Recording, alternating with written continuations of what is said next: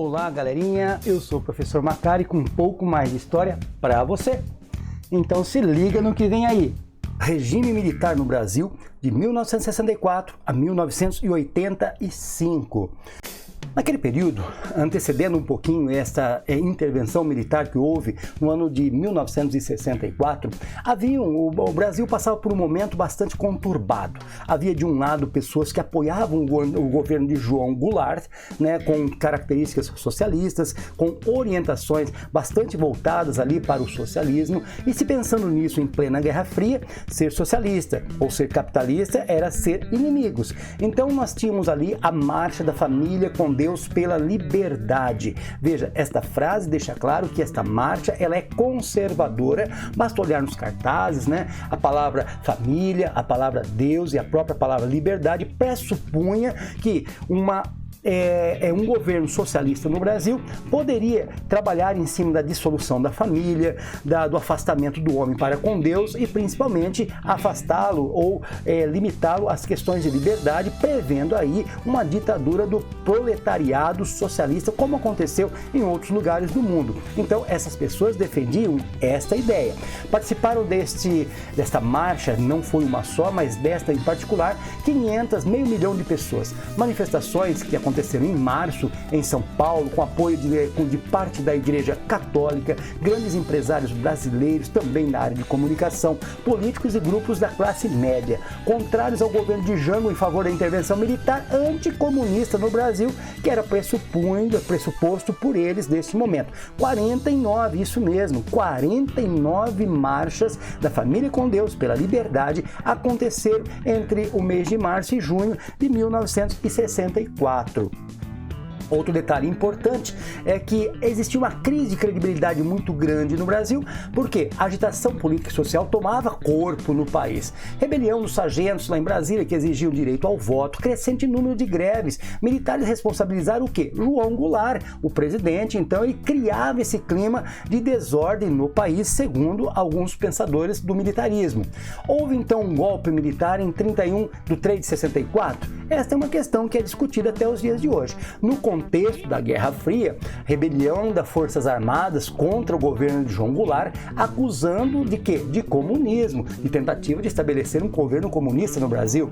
Agora, houve o apoio de governadores como Adhemar de Barros, Magalhães Pinto e Carlos Lacerda, né, que João Goulart acabou não resistindo. Ele deixa então o país, se isola ou se exila politicamente lá no Uruguai e simplesmente a cadeira de presidente fica vacante aqui no Brasil.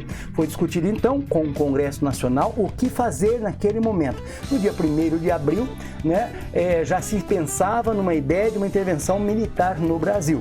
No contexto da Guerra Fria, existem dois pensamentos. Para quem tem a perspectiva que apoiavam esse regime, essa intervenção militar no país, naquele momento da história do Brasil, então era uma luta em favor da democracia, evitando a instauração de uma ditadura comunista no Brasil, apoiado pelos conservadores, né? Bipartidarismo mostrava que poderia ter mais de um partido, controle da censura, repressão aos opositores e eleições. Então, segundo os defensores que eram regime militar, simplesmente esses eram elementos que descaracterizariam então a ideia de ditadura. No entanto, na perspectiva dos que não apoiavam então essa intervenção militar, era uma ditadura.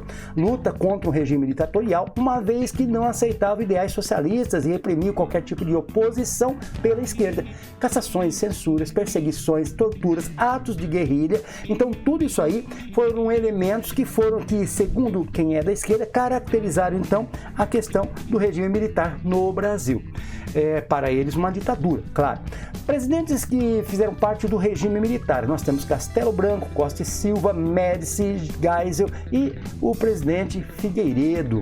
Governaram por 21 anos o país, de 64 a 85, período de muitas controvérsias históricas até os dias de hoje. Os famosos atos institucionais, ou os AIs, espécie de decreto feito pelo governo que serviam para implementar medidas necessárias que poderiam estar acima da ordem constitucional. De certa forma, contrariava, claro, os princípios democráticos. Por quê? porque a Constituição poderia prever uma situação, né? No entanto, se o governo achasse necessário exceder a algumas situações, como por exemplo, nós vamos ver que cada ato institucional tinha um direcionamento, um objetivo, muitos desses objetivos não eram constitucionais. Então, eles acreditavam que precisariam desses decretos para poder manter a ordem e a lei no país. Então, nós tivemos vários atos institucionais no Brasil, mas 5 deles são destacados.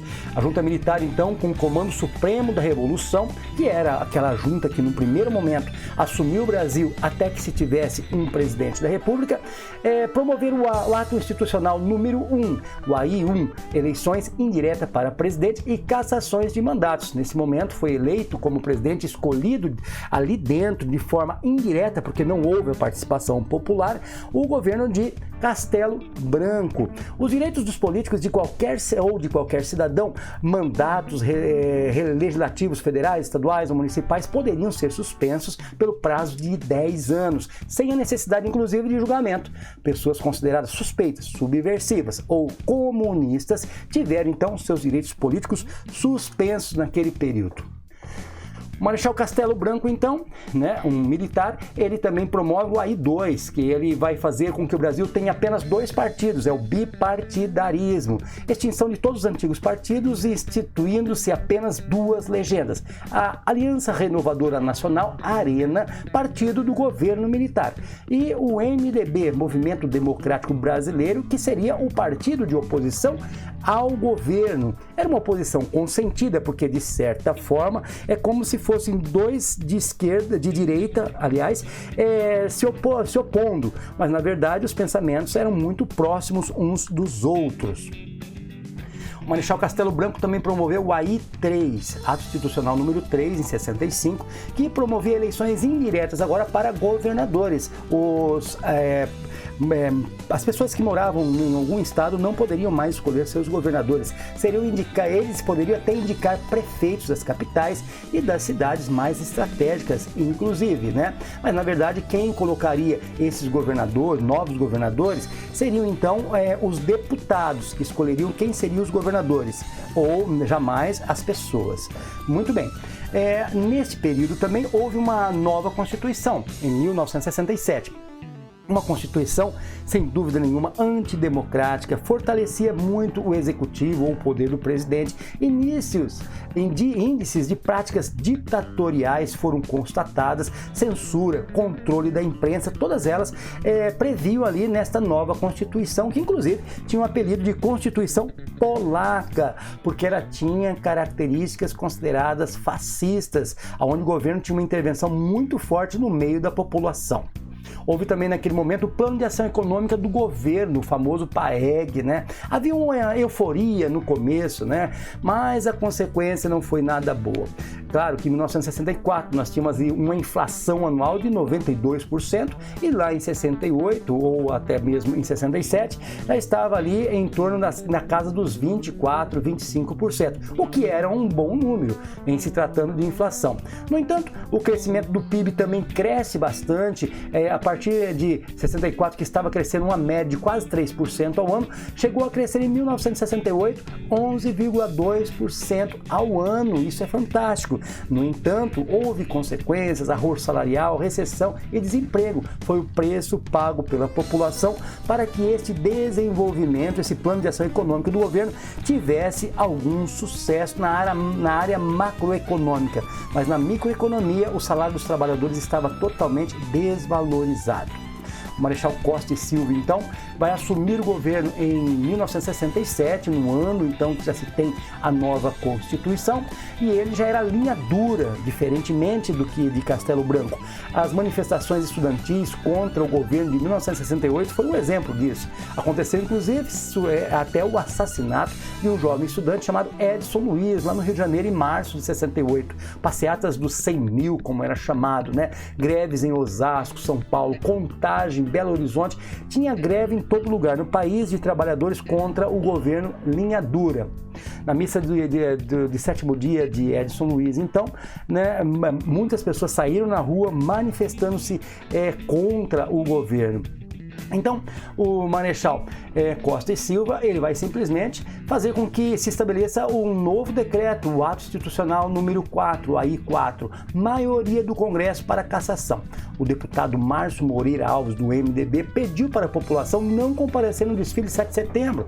Militares queriam, então, a cassação dele com a aprovação da maioria dos parlamentos do Congresso, editando ali o AI-1, de acordo com a Constituição de 67. Os parlamentares se negaram, então, e um dia depois decretou um AI, um ato institucional muito forte, que é considerado o AI-5, ou seja, o governo fazia obedecer de alguma forma por meio desses decretos. Se o AI-4 não funcionou, estabelece um outro ato institucional muito mais agressivo.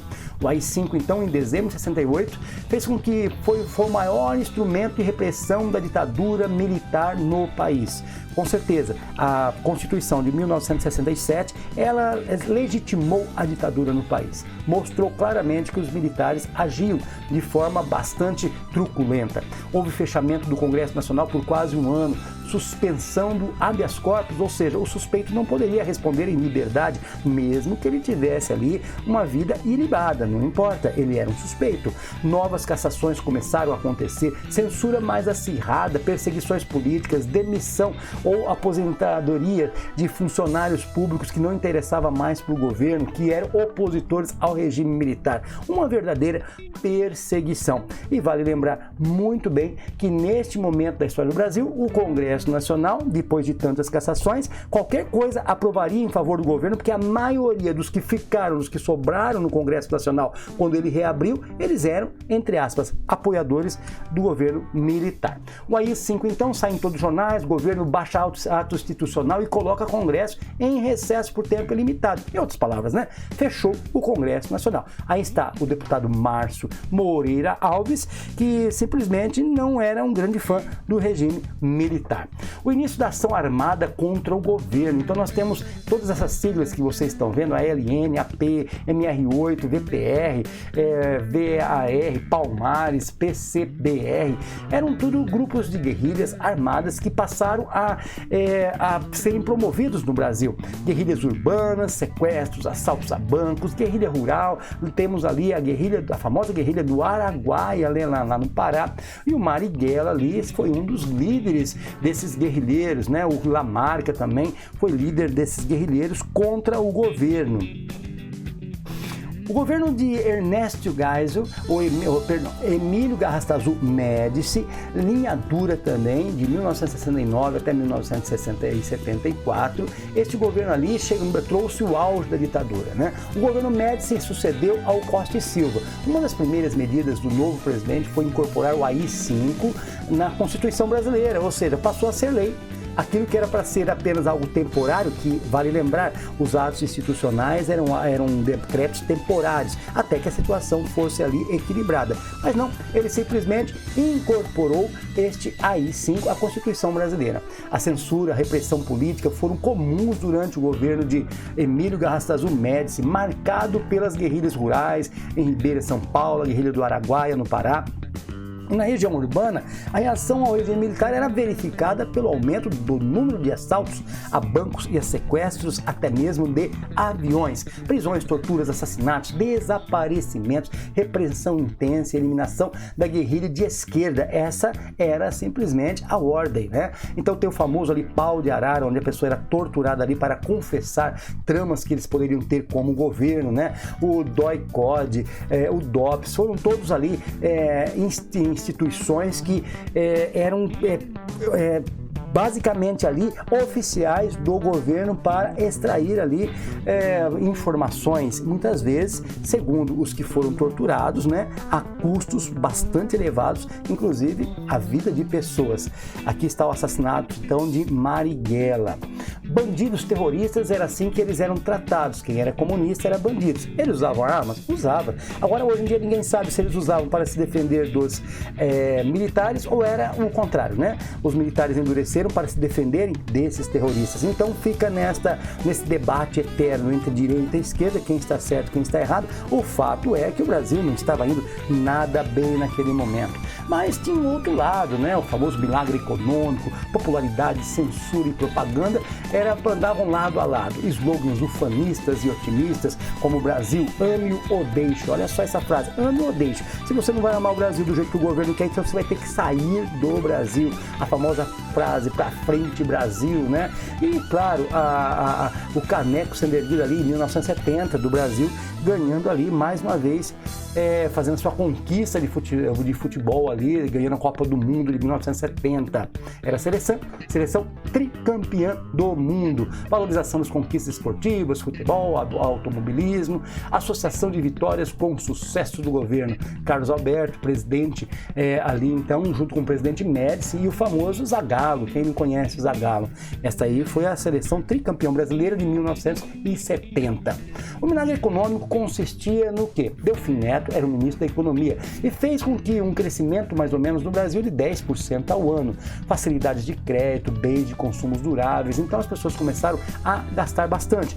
Mas você sabe que as pessoas gastam bastante, muitas vezes elas se endividam e o salário não subia adequadamente de acordo com a inflação. Isso causava um arroxo salarial, quando o salário ele não tem condições, poder aquisitivo para acompanhar o preço dos produtos. O Brasil começa a fazer grandes empréstimos internacionais com o Fundo Monetário Internacional, que vai trazer assim uma expectativa de muito desenvolvimento no Brasil. Só que as dívidas também estavam crescendo, né? Eles gastavam e quem pagava? Era o povo pagando os impostos. Olha só, nós temos ali o crescimento da dívida externa, que era na verdade ali 3 bilhões de dólares em 1964, e em 1981, já quase no final do regime militar, já estava em 62 bilhões de dólares, né? Então há uma desvalorização salarial, o governo começa a passar situações difíceis. O governo Ernesto Geisel, então, é o penúltimo governo militar.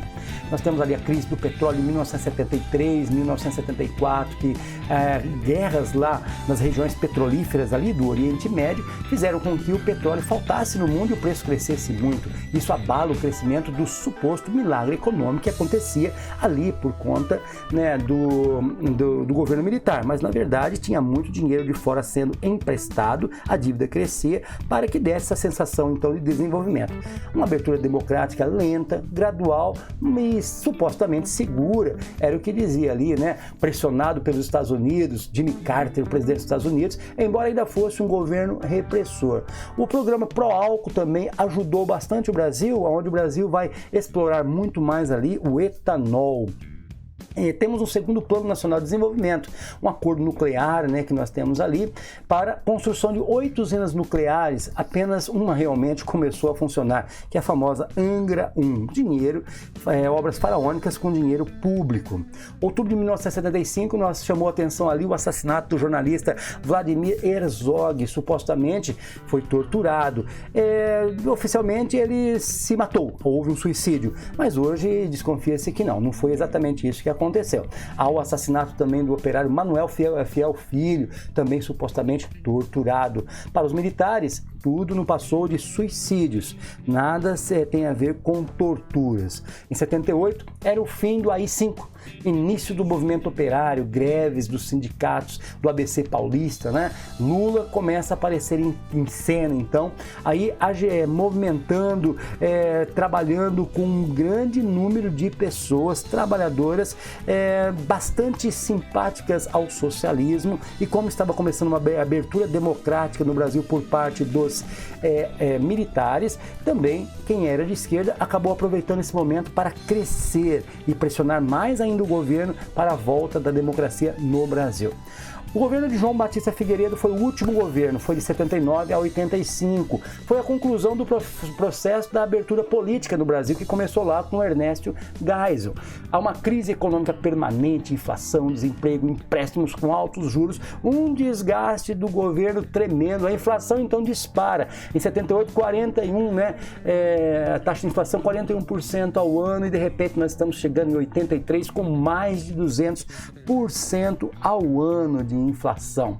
Agosto de 79 tem a famosa lei da anistia. Atendeu parte dos anseios populares, pois protegia os torturadores também. Então não atendeu por inteiro. Torturadores, vamos perdoar. Anistia quer dizer perdoar. Vamos perdoar aqueles que foram contra o governo militar. Mas supostamente também está sendo perdoado ali, ela era geral, então perdoava também os supostos torturadores, exceto para envolvidos com a luta armada e atos terroristas. Todos os opositores foram perdoados num primeiro momento, desde que não tivesse pego em armas.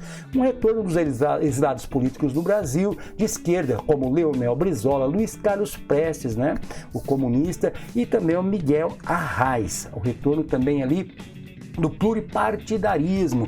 A Arena, então, ela se torna ali, era representada pelo Partido Democrático Social, PDS, e Partido da Frente Liberal, né, que ambos de direita. E o MDB acabou incorporando ali outros partidos que eram de esquerda. O PP de Tancredo Neves, o PMDB, Partido Movimento Democrático Brasileiro de Ulisses Guimarães, o PTB, Partido Trabalhista Brasileiro, o PDT, Partido Democrático Trabalhista, Leonel Brizola, e em 1980 o PT, né, Partido dos Trabalhadores, sindicatos paulistas. Então, aquele que era apenas 2 partidos começou ali. Hoje nós temos mais de 30 partidos no país. A reação linha dura. O governo linha dura, né, ou seja, dentro dos militares tinha a ala chamada linha dura, né?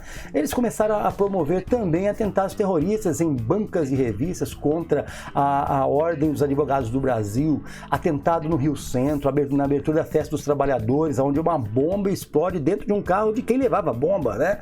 Foi uma desmoralização da linha dura, mostrando que eles queriam, na verdade, entre aspas, talvez colocar a culpa em outras pessoas que não fosse eles.